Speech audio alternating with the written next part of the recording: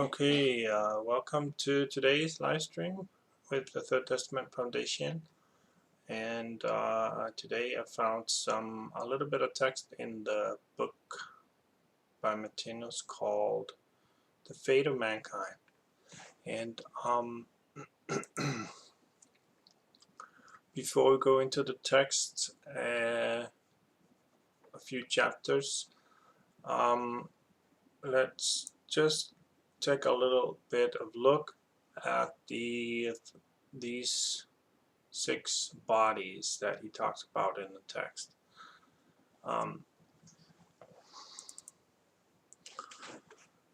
So we have this symbol called the living being. We have, again, the X1 is the white top, X2 is the creative power, and X3 is the manifested world. So you can also say that the X1, the white, is the eternal, and the X3 is the temporal. So the temporal is the dimension where there is beginning and end. Things start, have a culmination or climax, and they wane off and die out. So that's all in X3 in the temporal world. In the eternal world, which is X1 and X2, and we do not see the death as we experience it in the physical world, yeah. So if you take a look at the physical body here, the orange,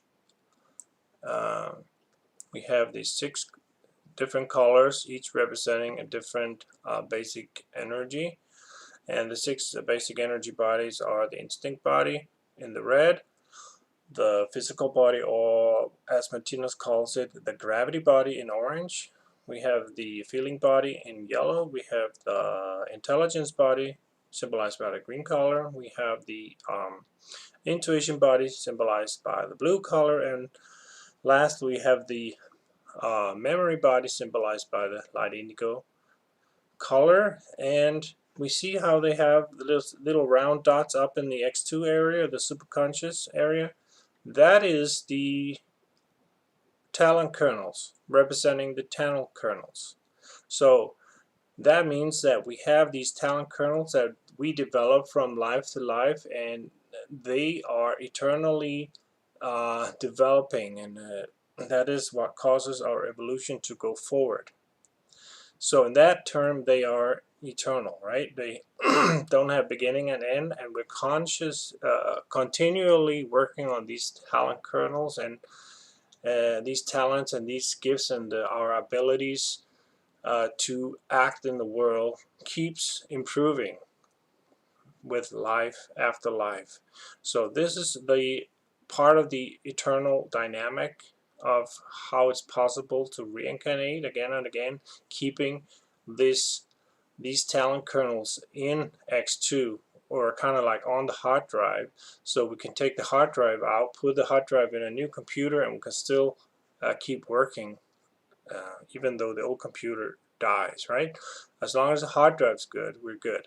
So let's just scrap that analogy for now. We see how this X2 is what Martinus calls the superconscious mind.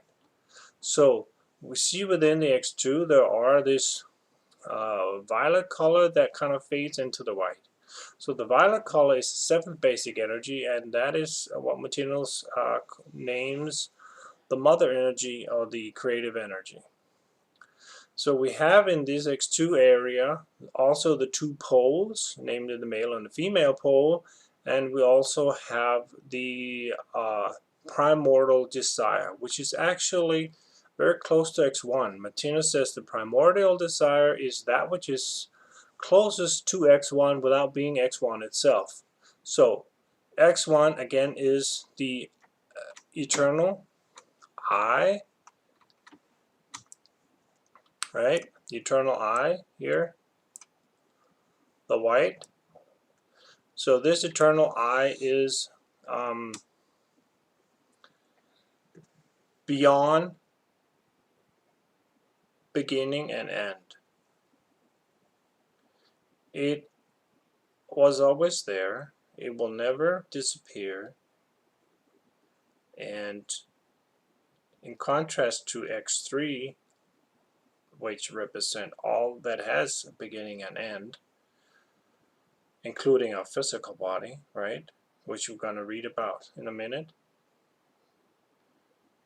There is this contrast between who we are eternally and who we are temporally in the form of a physical body, which is what most people are only aware of right now is the physical body. Whatever the physical body can perceive in the material world, the physical world, that's what we think is reality.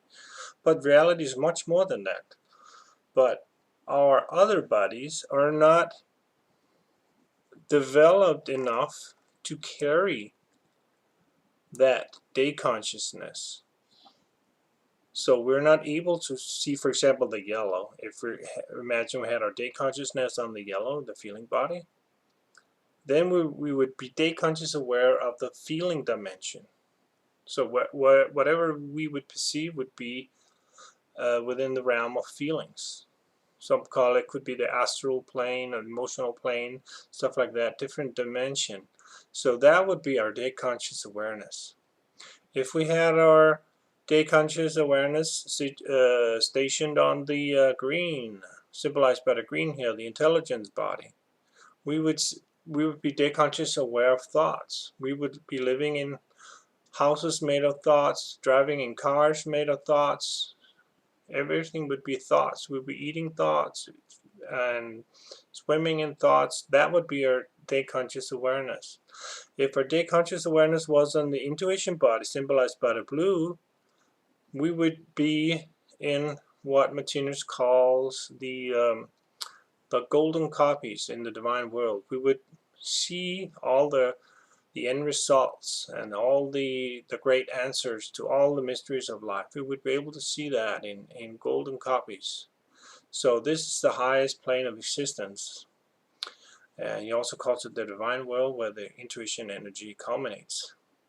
So in order for us to be able to perceive these other dimensions, our other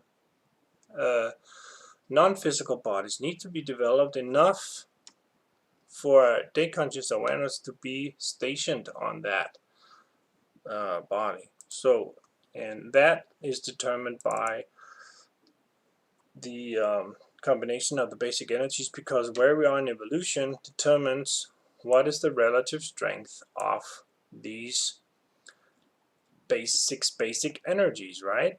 So if we have where we are in evolution in between somewhere in the end of orange,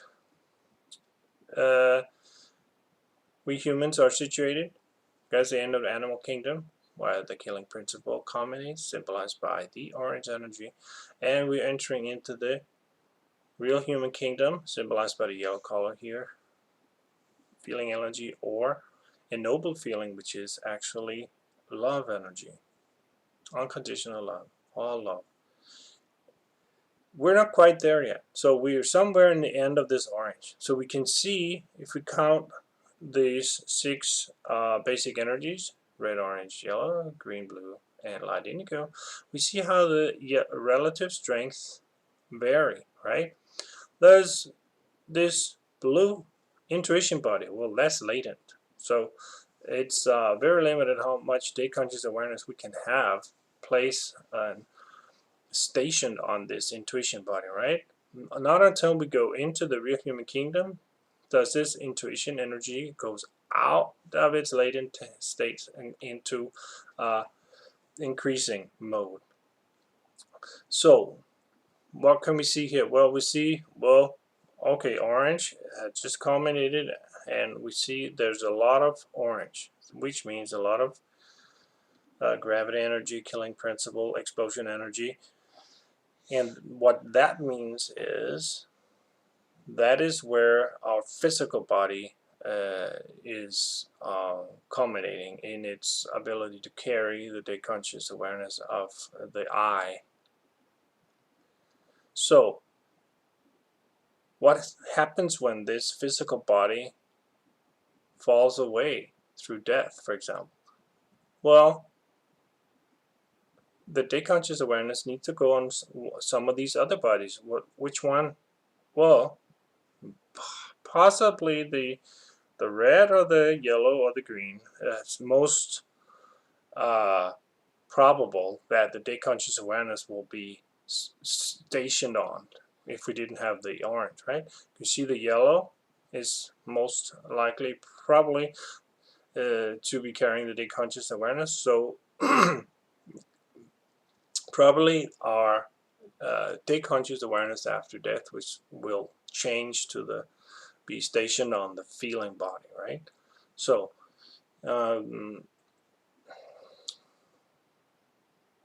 without further ado, I think we'll just go into the reading.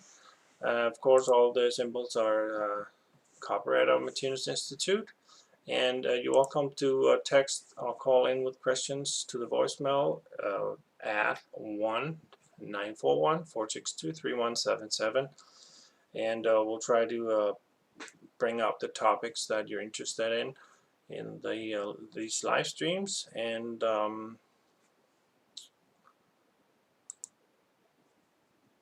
I think we are pretty much set for the reading. So I'm just going to start reading about Purgatory. It'll come a little in on the text, but the part about Purgatory. So stay with me here. So this is a little book, Fate of Mankind, from 1962.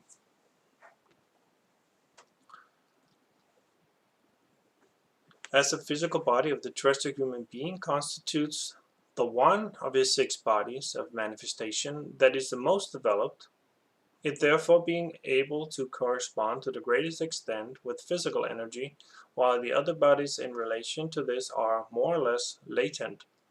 The physical plane of existence becomes the plane on which the same being is most conscious, and the other planes, that is, the spiritual, become those on which he is least conscious. Indeed, the spiritual consciousness of the terrestrial human being is sometimes so small in relation to the physical consciousness of this being that he even believes only the latter exists, and that all spiritual or cosmic consciousness is imagination or superstition. Later in evolution, when the individual reaches the last planes of existence in a spiral zone, the situation is reversed. Then it is the spiritual planes of existence of which he is most conscious, and his physical perception that is latent. The physical world is thus temporarily the most real for terrestrial mankind, which therefore also believes to a great extent that the physical world is the only reality. Just as the same is, of course, also the case with regard to the perception of physical bodies of the individuals. As the senses of the ordinary terrestrial human being are not yet sufficiently strong to enable him to acquire the analysis of his I through his own experience, and as he, as a consequence of this, is cut off from being conscious of his immortality, all spiritual existence for this being is still only a matter of belief or a theory. It is therefore inevitable that his conceptions and ideas about life stand and fall with his physical body. As there will come a day when his physical body will be worn out and its interaction with the other bodies can therefore no longer be maintained, it will, as already stated, be separated from the I and become visible as a corpse. As the individual believes himself to be one with the said body, he does not look forward to this event with joy, but rather very much with fear. Indeed, this fear can sometimes even develop into raging terror. He does not understand the situation and believes that the process of death is the incontestable end of him, his total annihilation. as the terrestrial human being thus believes that this process or death is an annihilation of the individual or a complete end to his existence, it is not only his own meeting with this process that he anticipates with terror, but also, of course, the contact his loved ones will have with this process. So, when this process strikes one of these loved ones, the survivor mourns and clothes himself in sorrow. Indeed, it would be absolutely in contravention of the prevailing moral code if he or she did not mourn. When death occurs in a natural way, it is, in reality, an event of light, about which there is every possible reason to rejoice. All that has happened is that the so-called dead person has been freed from an obsolete or outworn body that was only a shadow of what it had once been, and through which his experience of the plane of existence in questions could likewise be, of course, only a reflection of its original purpose. Indeed, sometimes even only an experience of 20 to 25% instead of 100%. To mourn such an event, to wish that some being should continue experiencing such an existence, is of course a reality to which evil of course, in reality, to wish evil upon that being. But this must, of course, be excused, because the beings concerned do not know what has actually happened. They have, of course, no self-experienced or realistic knowledge of the fact that the dead being has 5 other bodies at his disposal, and that one of these at the time of natural death would always be so far advanced that it will be able to promote or sustain the consciousness after death. In cases of unnatural death, things are somewhat different. By unnatural death must here be understood all kinds of death that are not caused by old age.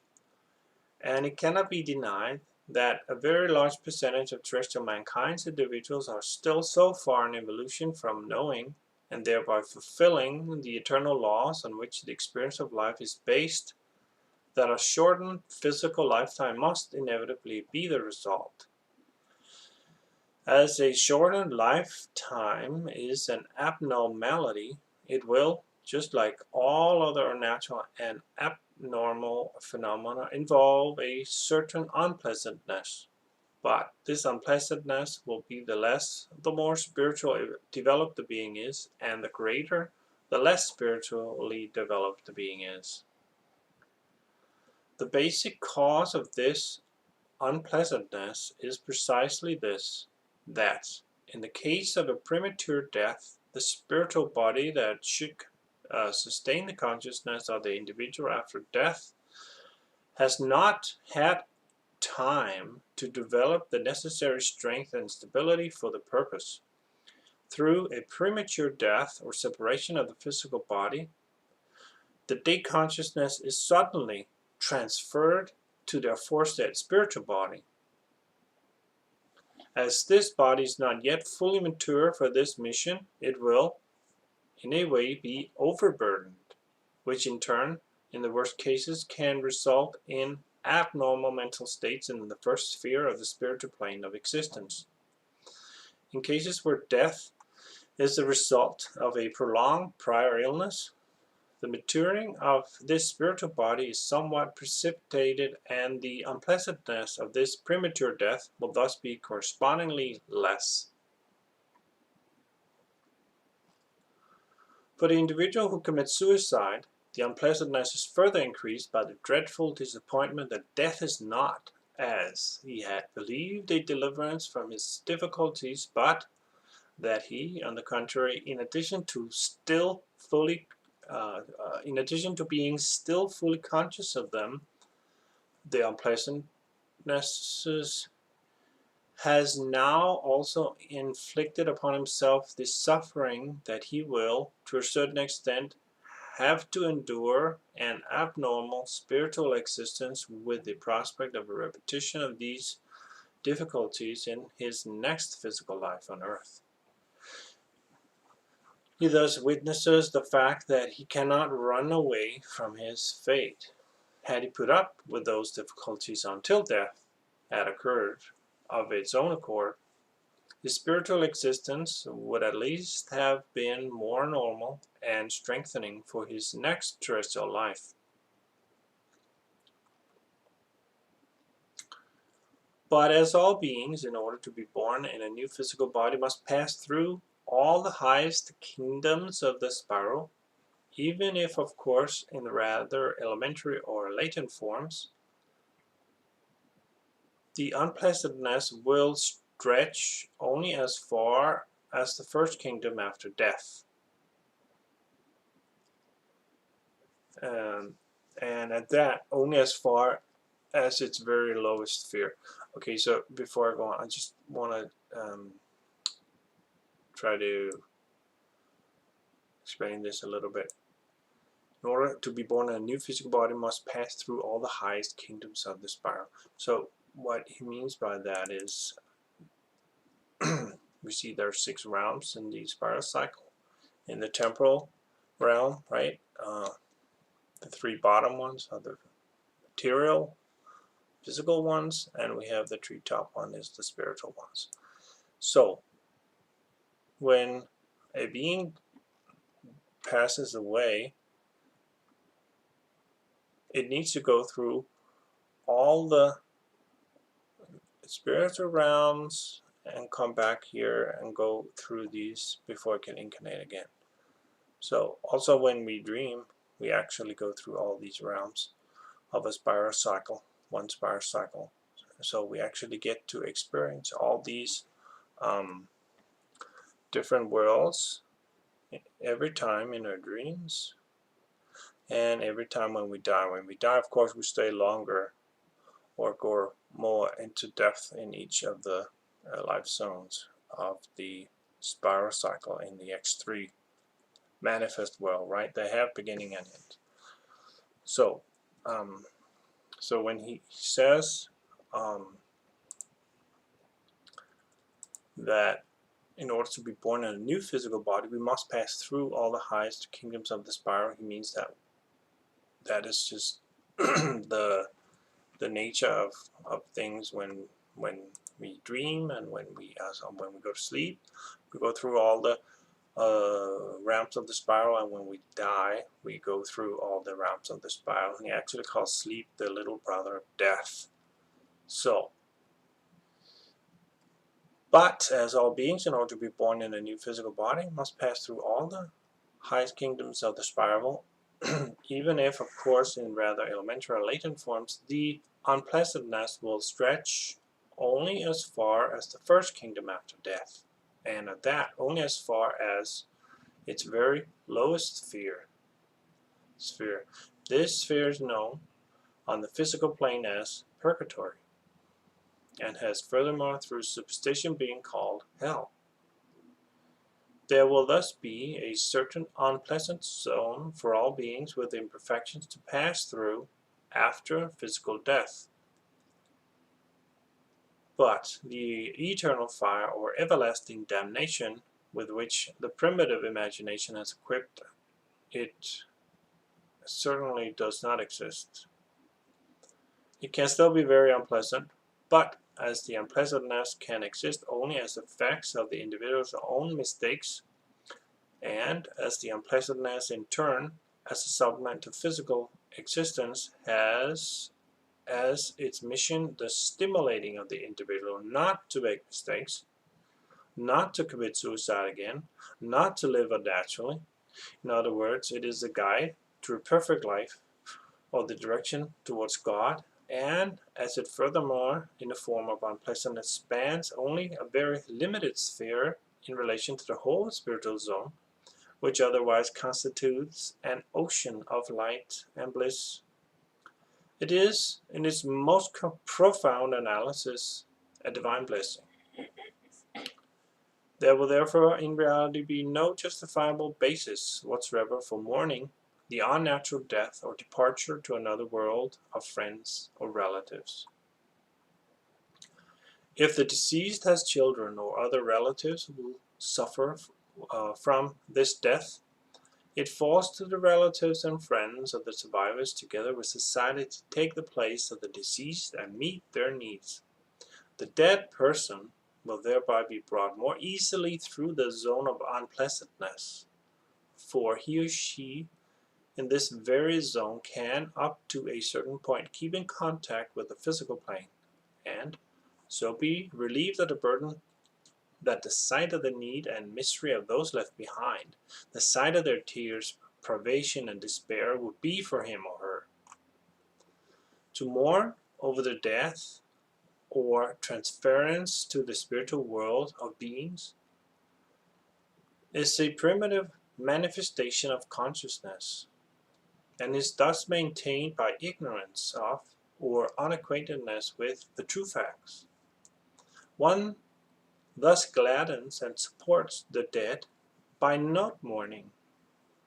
Good, friendly thoughts directed towards the dead and the true love for those they have left behind constitute the absolutely highest or most divine epitaph that can possibly be given to any individual. I like his definition here of death, right? As the transference to the spiritual world of beings. So that's one definition of death, that we transfer to a spiritual world. So last chapter that I chose to bring here is, as I already mentioned, sorrow and the fear of death or dying are quite unfounded. Besides the physical body that the individual loses at death, he has 5 other bodies. From this point, life goes on towards even more perfect planes of existence in the spiritual regions, while the spiritual preparation for the creation of a new physical body is in process. When the creation of the embryo of a new physical body is complete, and it has thereby become mature enough to begin sustaining the consciousness, birth occurs, and the individual again begins to become conscious on the physical plane.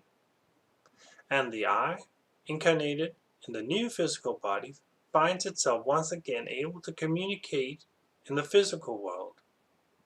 But instead of the old, worn-out body that it left at the time of his physical death, it now finds itself, insofar as its death and spiritual existence have been normal, in a new, glorified body, dedicated to youth and beauty, to love and passion, to life and work. As death, just like birth, cannot exist without meaning the entrance to new life. Let me read that again. As death, just like birth, cannot exist without meaning the entrance to new life, it will, under all circumstances, be identical with resurrection, or the realistic manifestation that expresses the I's all-outshining radiant power over matter, its mastery of life, and the rendering visible of its eternal, elevated, or divine imperishability.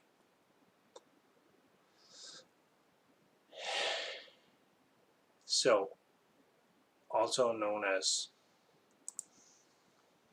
X1, right?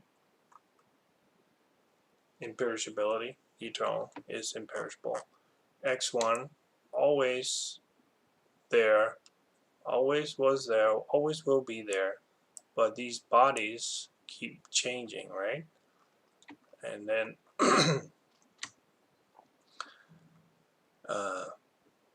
they have beginning and end, right? And when we die, we basically just lose the ability to experience with one of these bodies, which is the physical, symbolized by the orange, but we still have bodies to experience on the other planes until we get a new physical body. So thank you for today, and if you have any questions, of course, you're always welcome to text them in, and hope to see you next time on the live stream, and take care out there, and see you soon.